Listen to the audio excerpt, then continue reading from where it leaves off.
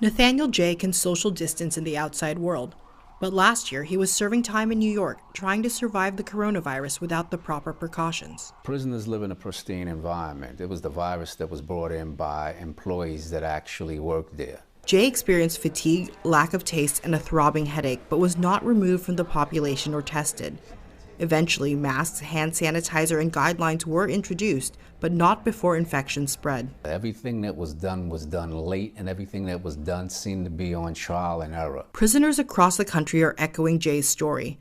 All of a sudden, out of the blue, everybody just dying and getting sick like this serious as. An inmate at FCI Hylton in Ohio alleged he was forced to share a room with positive COVID patients. We're here dying from corona. They got in my room. You know what I'm saying?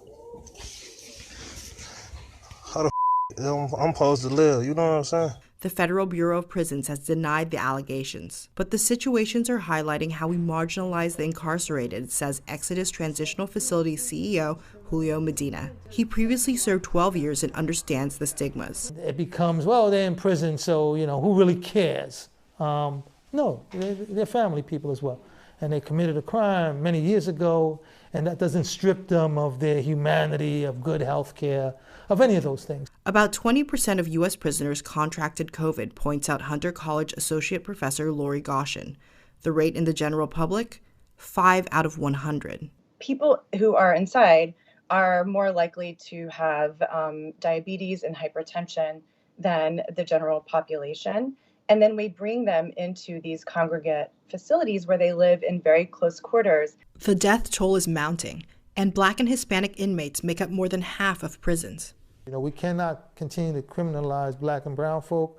We can't criminalize addiction, and that's what we've done as a country. Former inmate and activist Donna Hylton sees parallels between the coronavirus and the AIDS crisis that exploded during her 26-year sentence. You don't know if they're going to survive, how they're going to take it, and then how are they going to, really quarantine? There's no such thing as quarantining in prison or jails. It's not possible. Still, despite proven higher risk, some question if prisoners deserve emergency treatments before the public. Only 9 states designate all inmates to be vaccinated in Phase 1.